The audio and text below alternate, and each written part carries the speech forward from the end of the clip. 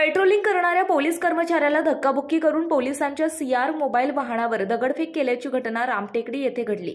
या प्रकरणी वाढवणी पोलिसांनी 7 जणांना अटक केली आहे। ही घटना बुधवारी पहाटे 3च्या सुमारास रामटेकडी येथील वंदे मातरम चौकात घडली। याबाबत पोलीस अंमलदार अभिजित बाळासाहेब चव्हाण यांनी वाढवणी पोलीस ठाण्यात फिर्याद दिली।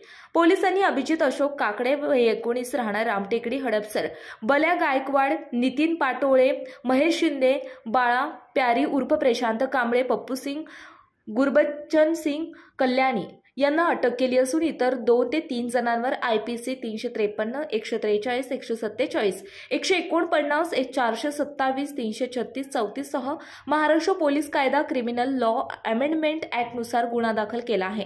पोलिसांनी दिलेल्या माहितीनुसार फिर्यादी पोलीस अंमलदार अभिजित चव्हाण आणि त्यांचे सहकारी सहाय्यक पोलीस फौजदार जगताप हे भैरोबा नाला परिसरात पेट्रोलिंग करीत होते। त्यावेळी एमडीटीवर प्राप्त झालेल्या कॉलनुसार फिर्यादी हे रामटेकडी येथील वंदे मातरम चौकात गेले। त्यावेळी आरोपी हे गैरकायद्याची मंडळी जमा करून रस्त्यावरचे फळ विक्रीच्या गाड्या पलटी करत होते। त्यावेळी फिर्यादी यांनी त्यांना अडवण्याचा प्रयत्न केला असता आरोपींपैकी एकाने फिर्यादी यांना ढकलून दिले। तसेच आरोपींनी त्या ठिकाणी पार्क केलेल्या रिक्षा, दुचाकी, चारचाकी गाड्यांवर दगडफेक करून दहशत निर्माण केली। तर अभिजित काकडे याने सीआर मोबाईल व्हॅनवर दगड मारून समोरील काच फोडली।